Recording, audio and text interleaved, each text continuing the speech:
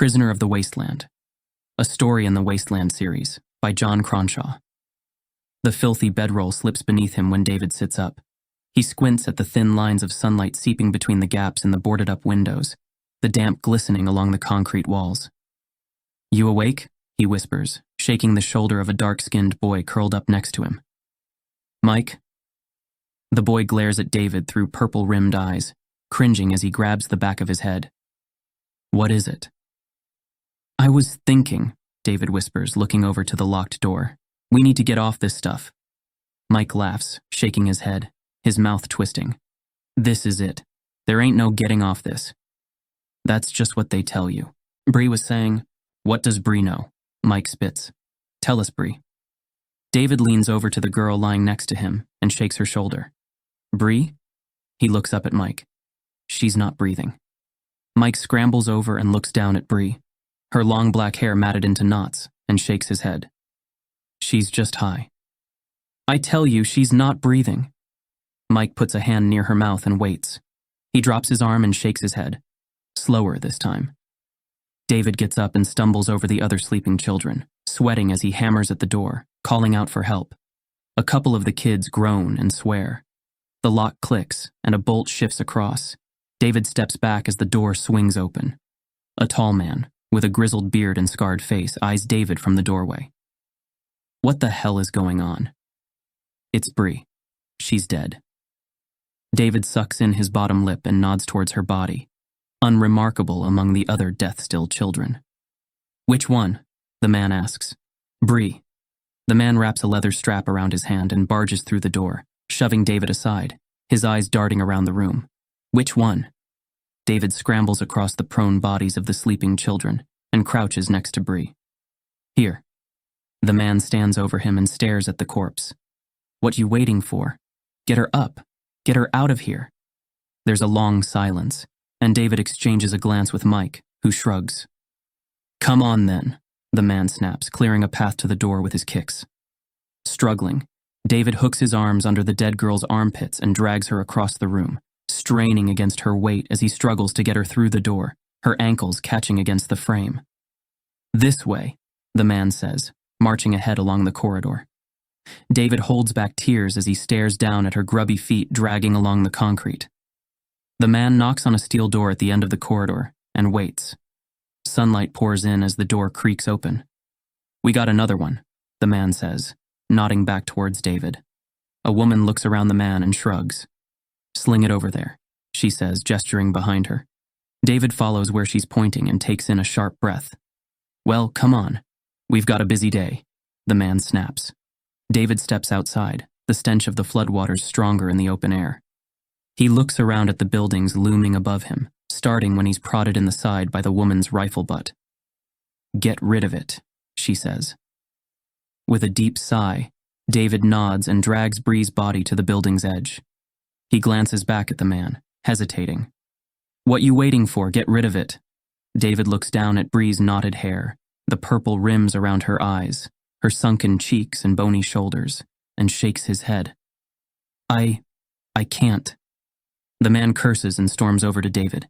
He grabs Bree around her neck and flings her into the water, her body bobbing on the surface for a minute, her inflated clothes sagging before sinking beneath the blackness.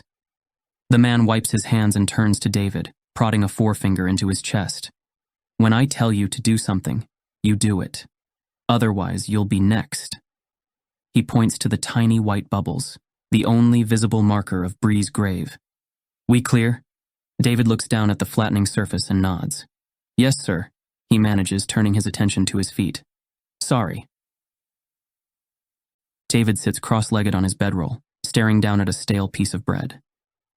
"You going to eat that?" Mike asks. "I can't believe she's dead," David says, still staring.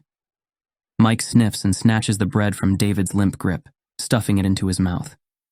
"We're all dead. I said you shouldn't get close. If it's not Plez, then it's the family. But Bree was a good person. She was an addict, and now she's not." Mike shrugs and brushes a crumb from his chin. "If you ask me, I'd say she's better off." David sighs and shakes his head, starting when the door crashes open. "Everyone up," the man with the grizzled beard says. "Follow me." He turns and marches out of the room. The other children look at each other, confused, and get to their feet, filing out of the room. David follows the stream of kids as they meander outside. "What's happening?" he asks, turning to Mike. "Shut up." Mike growls under his breath. "It's probably about Bree." The children are lined up at the edge of the building, the floodwaters still and silent behind them. David looks down to the place where Bree's body was thrown and holds his breath for a few long seconds. 3 women stand guard with rifles as the man with the grizzled beard paces in front of the kids, stopping when a small boy, a head shorter than David, emerges flailing with a collar and chain around his neck. "Look at the face of this boy," the man says. "We found this boy trying to steal plez. Do you know what we do to people who steal from us?" He makes a gesture to one of the women. "Pull him up." David and the other children watch in silence, not daring to move as the chain around the boy's neck tightens and lifts him 3 feet off the ground, his feet flailing uselessly. "Watch," the man says, pointing. "Any of you kids turn away from this, and you'll be next." David turns in the direction of the kid, his eyes focused on something in the distance, the last few spasms of movement blurring at the edge of his vision. A long, tense silence hangs in the air before the chain is released, dropping the boy to the ground like a pile of dead meat. "Get rid of it," the man says, pointing at David. "What?" "Get rid of it. Put him with your friend." "Disobey me again and see what happens," the man says, narrowing his eyes. David swallows and dips his head with a single nod. He staggers over to the dead boy and looks down at his vacant eyes. Shuddering, he unfastens the collar digging into the dead boy's neck and tosses it aside. He drags the body to the building's edge, gets to his knees and rolls it into the water, turning away before he sees the splash. "We're going to need a new cleaner," the man says. "Someone who's not going to steal from us. Any volunteers?" David glances over to the other kids, all of them looking at their feet. "No one?" the man says, shrugging. He turns to David. "You're small. You'll do." David squirms against the electrical wire wrapped around his wrists, binding his hands together as he's led across the plank of wood extending between rooftops. He stares ahead, trying not to look down at the floodwaters as the wood wobbles beneath his bare feet. The man with the grizzled beard directs him through a door, one hand firmly clasped on David's shoulder. An expansive factory floor opens out before them. A thick, chemical odor penetrates the stench of the floodwaters. Steel vats stand in rows along the concrete floor. Twisted copper pipes spread out in all directions. A purple haze lingers in the air. The man turns to David and unbinds his wrists. "You need to keep this place clean," he says. "Whenever there's a new cook, you need to get under those and get rid of the gunk." He gestures beneath the vats. "Try not to get burnt. Those things get very hot." David looks around and nods. "You want me to get under those?" The man ignores the question. "If you steal, you're dead. Same goes if you try to escape, if you're late, if you don't do what whoever is in charge says." There's a pause. "We clear?" David shrugs. "Okay." A prod to the shoulder brings David from his sleep. The last fragments of plez pulling at the edge of his consciousness. He looks around in the gloom as the others sleep around him, and starts at the sight of a man, dressed from head to foot in yellow plastic, standing over him, a carbine hanging at his side. "Come on," the man says. "Time for work." David staggers to his feet, confused. "Okay." He follows the man outside, across the bridge, and to the factory. "Wait there," the man says, pointing to a patch of floor near the door. He returns a minute later carrying a sweeping brush, a gas mask obscuring his face. "Clean," he says, his voice muffled through the rubber and glass. Sucking in his bottom lip, David takes the broom. "What's the mask for?" he asks, his voice little more than a whisper. "Speak up," the man says. "What's with the mask?" "Cooking fumes are bad for you. Can I have one?"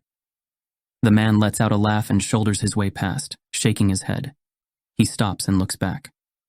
"You keep your questions to yourself. Get cleaning."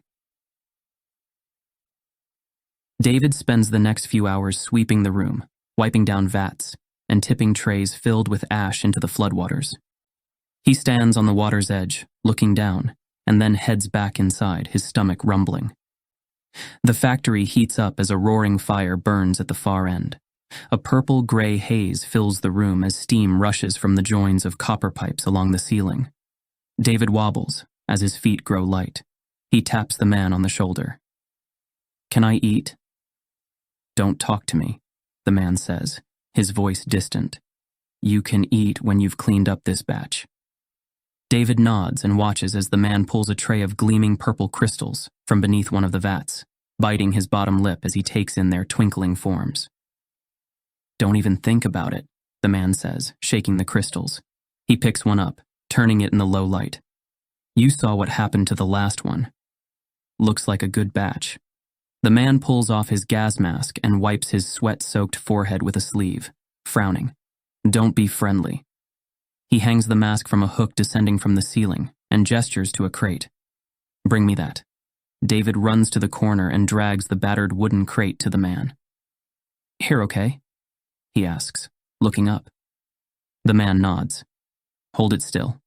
He pours the crystals from the tray, letting them cascade into the crate, filling it halfway. "Put the lid on it."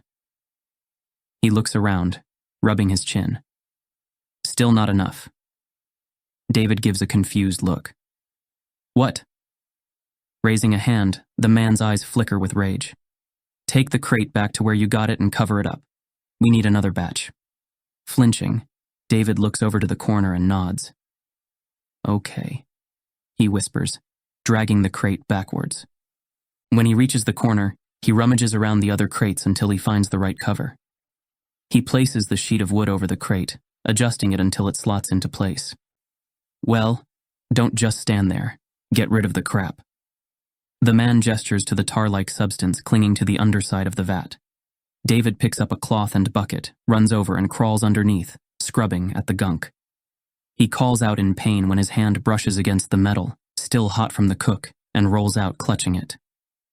"What is it?" "Burned my hand," David says, tears filling his eyes. "Let me see," the man says, grabbing at his wrist. A bright pink oval stretches from David's little finger to his wrist, his skin frayed where the flesh peeled off against the metal. The man turns away and shrugs. "I've seen worse. But it hurts." Cross-legged, David leans forward, gritting his teeth against the pain. "Get up. Do your job. If you can't do your job, you're done, you understand?" David swallows and nods, his left hand throbbing. Streams of dying light punctuate the gloom as David sits hunched over on his bedroll. He looks up, forcing a smile, as Mike hands him a slice of hard bread. "Thanks," he says in a whisper. Mike scrunches a blanket into a ball and sits down next to David. "Weird without Bree, huh?" David looks at the area of bare floor where Bree used to sleep and sighs. "Just life, I guess." He tears a chunk of the bread away with his teeth, moving it around his mouth as he chews, licking his lips against the dryness. "What happened to your hand?" Mike asks, gesturing to the long blister. "Got burned on one of the plez vats." "Looks bad." "It's okay." Mike nods. "Plez will sort you out. Hit of that, and boom, you're out." Shuddering, David takes another bite of bread and stares down at his hands. "Did you see them make it?" David nods and swallows. "My head really hurts. You get any?" Mike whispers. "And get strung up?" He looks down at his burns and winces. Shaking his head, Mike makes a wide smile. "Man, if I was in there, I'd just get as much as I could." His voice trails off at David's glare. "I'm done with it. I wasn't kidding. I'm getting clean. It's bad." Mike smirks and lies back onto his bedroll. "I'll have yours when they bring it round." David looks up when the door opens. A woman and man enter, both with rifles over their shoulders. The other kids jump to their feet. "Don't move," the man says, patting his rifle. "She'll bring your plez." He shakes his head as the woman hands out crystals to the other children. The kids scurry back to their bedrolls with their drugs, some lighting up without hesitation. Mike bolts to his feet when the woman approaches, and she hands him a single crystal. "What's up with you?" she asks, looking down at David, still on his bedroll. "My head hurts." The woman tosses a purple crystal, no bigger than a thumbnail, onto the blanket to David's left. His mouth twitches as he grabs the crystal, watching as the woman moves away. Mike lets out a snort and grins at David. "You let me have your plez?" David doesn't respond, his hand squeezing around the crystal. Thought not. Stuffing the plez into a finger-length steel tube, Mike lights a candle and leans down to it with the pipe in his mouth. He turns to David and smiles. "See you on the other side." Turning back to the candle, he pushes the crystal into the flame, holds it for a few seconds, and then inhales. A shudder spreads across his back and up along his neck. The pipe flops from his mouth and he slumps to his side. The chemical tang hangs in the air. David cringes. He looks around at the others, many of them now in a stupor, and sighs. The burn on the side of his hand itches and throbs. Leaning back, he stares at the ceiling, listening, breathing. He loosens his grip and lets the plez roll from his hand. Closing his eyes, he takes in a breath, holding it in until all he hears is his heartbeat. He exhales and snaps to an upright position, his hand shooting towards the crystal and his pipe as his mouth turns desert dry. A flood of tears catches him off guard when he looks over to the bare space where Bree used to sleep. He holds his breath, chewing on his fist. Cold sweat gathers along his back, seeping from his forehead. Dry heaves contract in his stomach, tearing at his throat and chest. Squeezing his eyes shut, he drives the plez into his pipe, leans towards the candle, inhales, and fades. Shadows stretch beneath the vats as David scrubs the dull metal surface, taking care not to burn himself again. He slides from underneath and looks up at the man standing over him. The man's breath clicks and wheezes through the gas mask, his yellow plastic suit crackling with movement. He gives David an unsure look, then glances over to the door. "I'm going for a pee," he says, his voice muffled. "Stay here. Don't move." He pulls of his mask and hangs it from a hook. David gives a nod and rubs the sweat from his brow as the man leaves. He looks towards the crate of plez and bites his lower lip for several seconds. The gush of foul air from the open door clears the lingering chemical fumes. He goes over to the door and leans outside, the light fading from the day. Scanning the rooftops, he sees no signs of other people. No movement. The man stands on the edge of the rooftop with his back to David, urinating into the floodwaters below. David looks towards the sunset, to the blotches of purple and orange smearing the sky. His eyes rest on the shoreline. He follows it south, tracing its shape with his finger, his gaze lingering on the end of the highway that winds its way west, fading into the hills. "What are you doing out here?" David takes in a sharp breath and swivels on his heels. "I need to pee." The man eyes him for a second and then nods. "Be quick, nearly done anyway." Hesitating, David steps past the man and heads over to the building's edge. He looks over the side and into the water as it sloshes against the bricks below.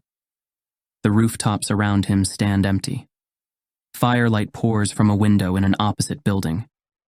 He flexes his burnt hand and looks over his shoulder, shivering at the chill wind, listening as it blows around the buildings in a low, ghostly hum.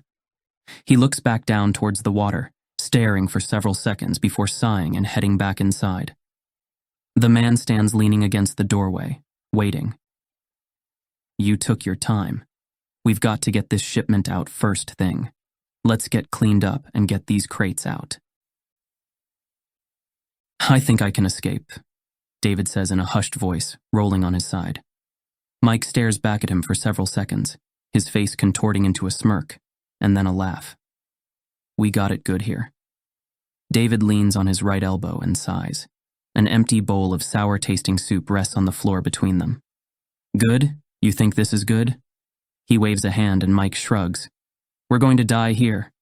A sharp breath shoots from Mike's nostrils. "We get beds, we get plez, we get food. I mean, yeah, the work's bad, but we're alive."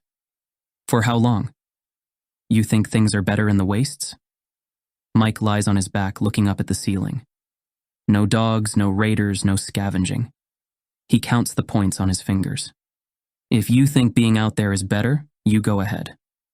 I want to be free." Mike sits up and looks back at him with purple-rimmed eyes, his face etched with deep creases, sweat glistening along his forehead. "So you can swim?" "I don't know." "So what's your plan?" David shrugs. Another laugh splutters from Mike as he lies back on his bed. Keep dreaming. Plez will be here soon. That's when I'm free. The next morning, a man with a rifle strides into the room and sweeps his gaze across the children's faces. We've got a shipment to prepare, so you all need to stay in here. What about work? A boy asks. The man turns and glowers at the boy. Are you thick? I just said you all need to stay in here. That means no work. Mike rests his hands behind his head and leans back, grinning. Happy days? Leaving the room, the man closes the door, bolting it behind him. David frowns. I need to pee, he says, getting to his feet. He steps over the other children, his feet finding tiny islands of concrete among the sea of bedrolls and limbs. When he reaches the door, he knocks it and waits. What? A voice asks after a few seconds. I need to go. There's a bucket.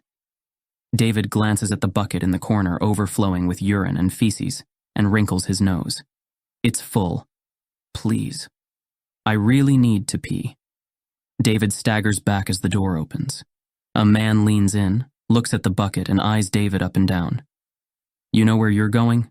David nods. Be quick. David slips past the man and makes his way to the roof. He looks over the water as the sunrise flares across the sky. He steps to the building's edge and goes to pee, watching as a pair of dealers walk around a canoe, checking its hull for damage. He goes to the other side of the roof and relieves himself. When he's finished, he glances over to the shore, the shape of a camper van just visible at the end of the highway.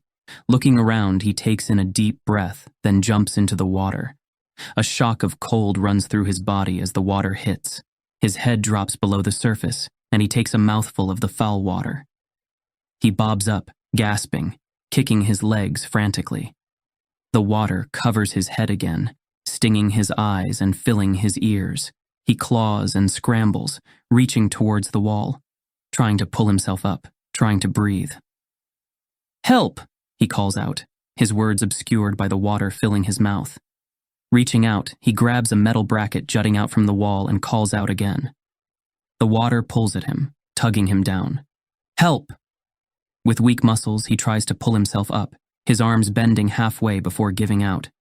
His head falls below the water again, and he kicks his feet against the wall, trying to gain purchase. He reaches for the bracket again, gripping it with trembling fingers, his biceps throbbing with the cold. Help. Anyone. You.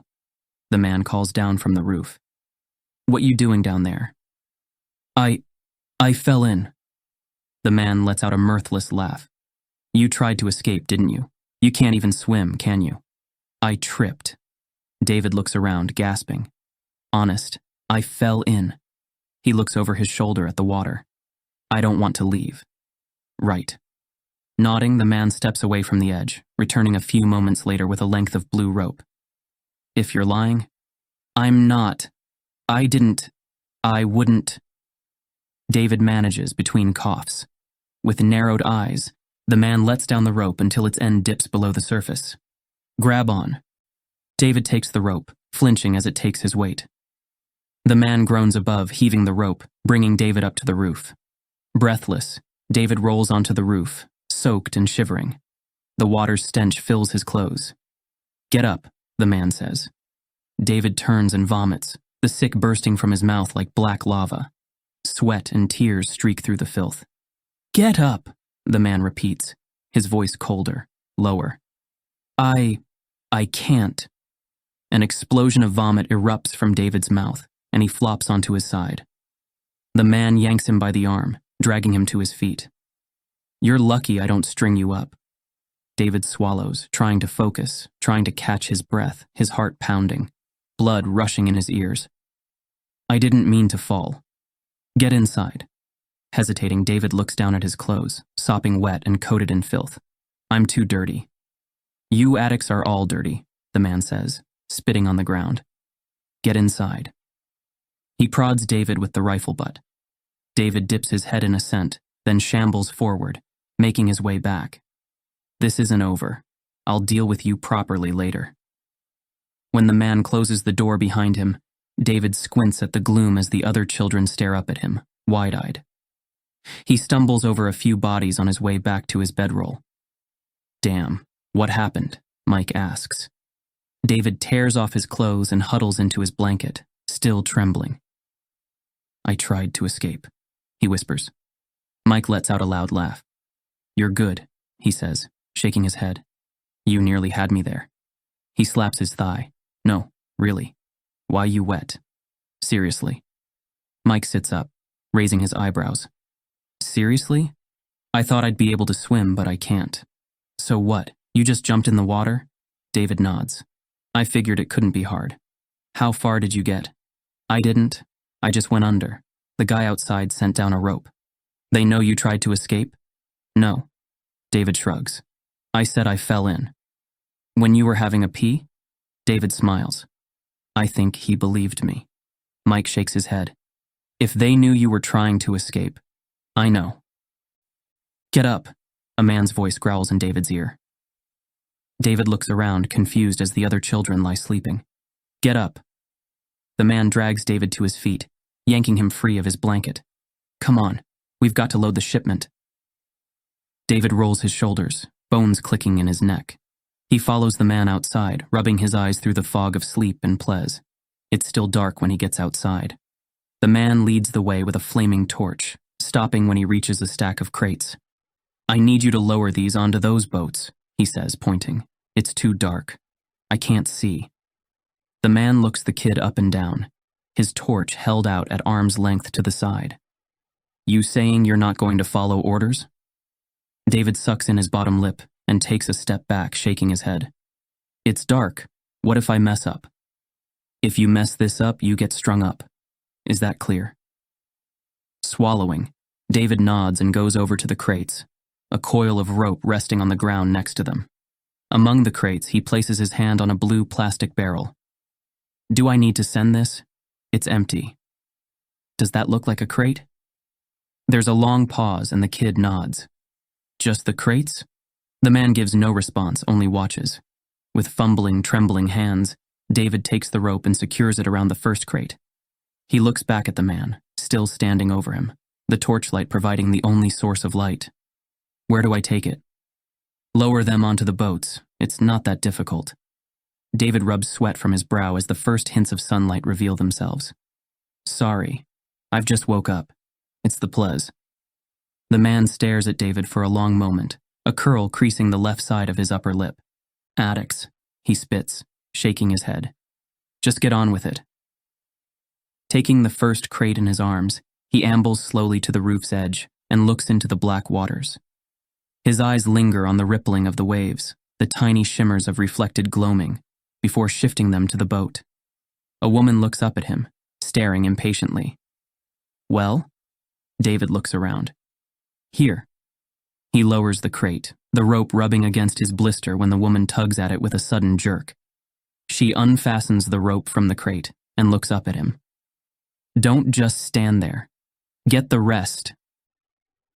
David runs back to the crates, secures them with rope, and lowers them one by one to the woman, now distributing the shipments between 4 different boats.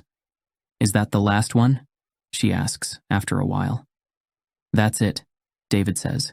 "Good. Go see your boss." David looks around but sees no signs of the man. He wanders back to the blue plastic barrel, leaning his hand on it as he waits. After a minute, he yawns and looks down at his drumming fingers. A few of the family's dealers drop into boats, pushing out on the water towards the shore. He watches them for a minute or so, then turns back to the barrel, considering its shape, its hollowness. The rising sun sends red light flooding across the rooftops. A breath catches in his throat as he takes the barrel, rolls it over the edge of the rooftop, and follows it into the water. The cold shock hits him. He scrambles wildly, gasping as his head bobs beneath the water, its acrid foulness filling his lungs and burning his eyes. The barrel bobs on the surface, just out of reach. He leans forward and plunges beneath the water, kicking his legs and flapping his arms. Turning, he grabs onto a rusted bracket and pulls his body against the wall. With a thrust of his legs, he shoots forward, grabbing around the sides of the barrel. A shout comes from above, echoing around him. The barrel sinks low into the water when it takes his weight. David waits, and the barrel holds. The voices come again, louder, more urgent. He ignores them and kicks his legs, moving forward, cutting a course through the freezing water. He grabs the opposite wall with one hand, his other clasped to one of the barrel's handles. A bullet whizzes by, the gunshots snap deafening, but he keeps going. By the time he reaches open water, his legs move with slow, jelly-like kicks, his muscles seizing against the effort and cold. Teeth chattering, he smiles as the sun grows warm, its light soothing against the back of his neck. He heads northwest, away from the direction of the family's camper van, now no more than a speck in the distance. A few gunshots ring out from the direction of the dealer's boats, but he keeps pushing, keeps swimming. He cries out when something sharp catches his left foot. Kicking weakly, he feels the land beneath the water. A minute or so later, he reaches the shore, drags the barrel from the water, and flops to his side, exhausted. It's dark when David stirs. He looks around at the jet-black sky, squinting as hunger and plez pull at his thoughts. His clothes hang damp and tattered from his body as he hugs his arms around his knees. The need for plez pushes away the hunger. Sweat seeps from every pore, coating him in a layer of cold. He coughs and cries, looking back out over the water towards the family. Getting up, he wanders along the water's edge, shingles clattering beneath his bare feet. He picks at long dead bushes, sniffing their branches. His mouth grows dry and the need for water is almost as strong as the need for plez. He wanders aimlessly until long after sunrise, coming to rest among the stones, curling into himself, sweating and crying as he rocks himself to sleep. Grasses with stringy yellowed stems rest flat against the ground. David picks at them, sucking at their moisture, chewing them before spitting them onto the dirt. Following the shore north for a few days, he staggers in a daze, stopping at the edge of the water to feel its wetness against his lips as the hunger tears through him. He turns south, retracing his steps along the shore, heading towards the highway. The smoke from the factory rises in black curls against the morning sun. David wipes the sweat from his brow, shivering, cold, hungry. Crouching next to the floodwaters, he cups his hands and dips them below the surface. "I wouldn't drink that water if I were you, kid," a voice says. David stiffens and looks around. A man stands over him. A long leather jacket hangs past his knees, his face obscured by a kerchief, goggles, and a tattered red baseball cap. "It's okay, kid." The man removes the goggles and kerchief, offers David a smile, and reaches out, offering him a water bottle. "I'm able." The end. Thanks for listening. Prisoner of the Wasteland is a side story to Jon Cronshaw's Wasteland series. You can find out more about Jon Cronshaw and his work by visiting joncronshaw.com.